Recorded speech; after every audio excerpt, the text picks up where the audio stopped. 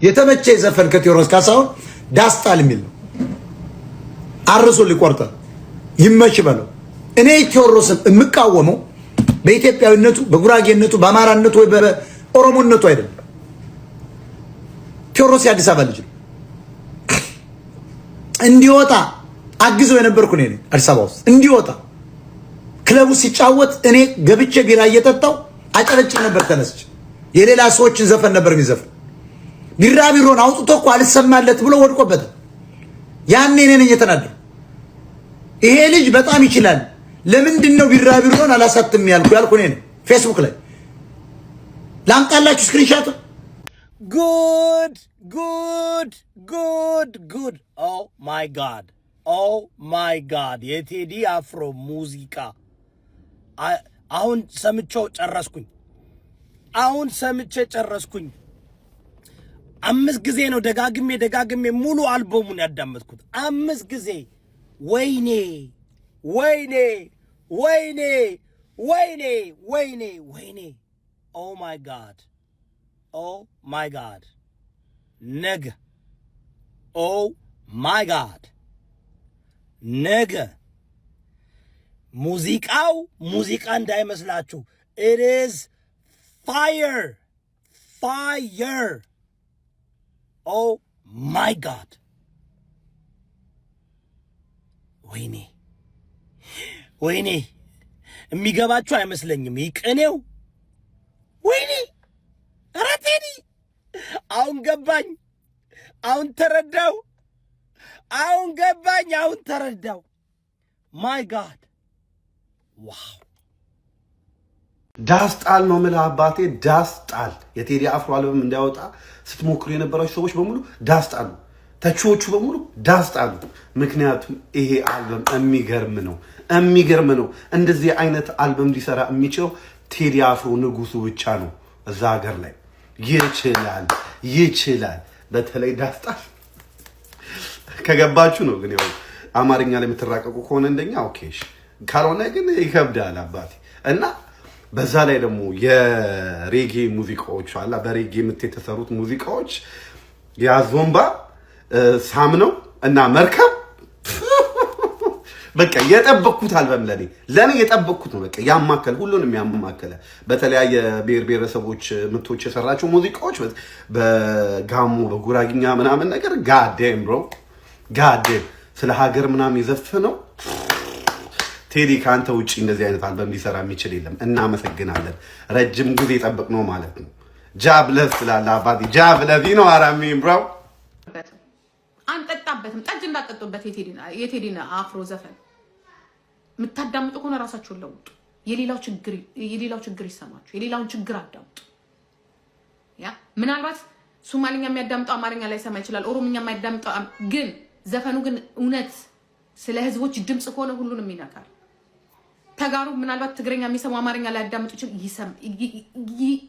ይሰማናል፣ ይሰማናል። በምንም ዝፍታ ነው ይሰማናል። ምክንያቱም ብሶታችን ውስጣችን የተቃጠለው ነው የሚዘፍነው። ስለዚህ እኛን አይደለም የሚነካው፣ ከነካም እኛን አይደለም የሚነካው ስልጣን ላይ ሆነው ህዝቦችን የሚጨቁኑትን ነው የሚነካው፣ እኛን አይደለም፣ ህዝብን አይደለም የሚነካው። እንዲያውም የኛ ድምጽ ነው፣ የኦሮሞ ድምጽ ነው። ልጆች ይሄዱ ነው። የኦሮሞ ድምጽ ነው፣ የተጋሩ ድምጽ ነው፣ የአማራ ድምጽ ነው፣ የወላይታ ድምጽ ነው፣ የሶማሌ ድምጽ ነው። ዘፈን የዘፈነው ጦር አይደለም የያዘው ነው። ልጅ ጦር አይደለም፣ ጠረንጃ አይደለም የያዘው፣ ዘፈን የዘፈነው። ውስጣችንን በሙዚቃ ካወጣልን የኛ ነው። አሁን ሞጣ ቴዲ አፍሮን ጥሩ ሰራ አይለው።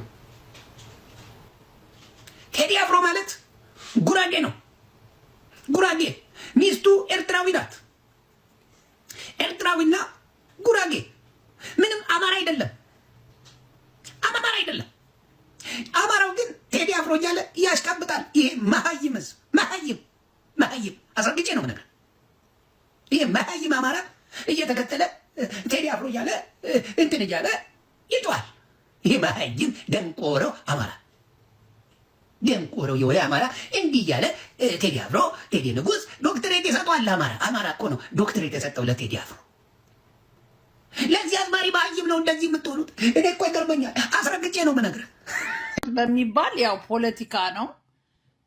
የገዢውን መንግስት ጭፍጭፍ አድርጎ ልክ ልኩን ነግሮታል። በተለይ ጉራጌኛው እኔ ጉራጌ ስለሆንኩ ልንገራችሁ ግጥም አድርጎ ነው የነገረው። ግጥም በጉራጌኛ ራሱ ሲተረጎም ግዶ ነው ያሉት ሰው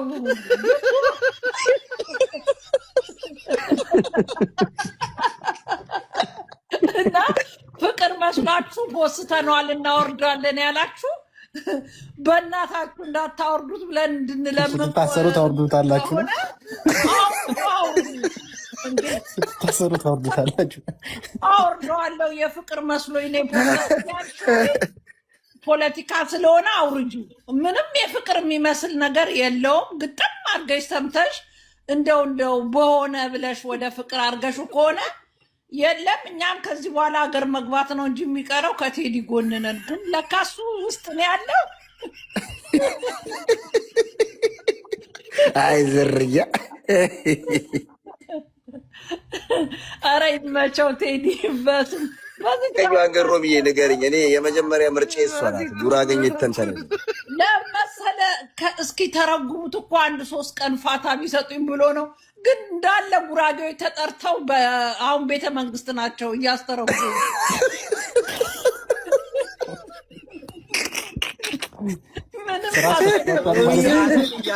ሮቢ አንድ ጥያቄ አለ።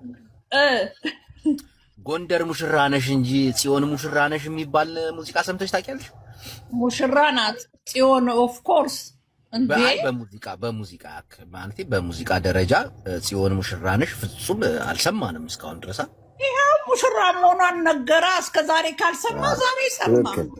እሺ የ17 መርፌዋን ለማካካስ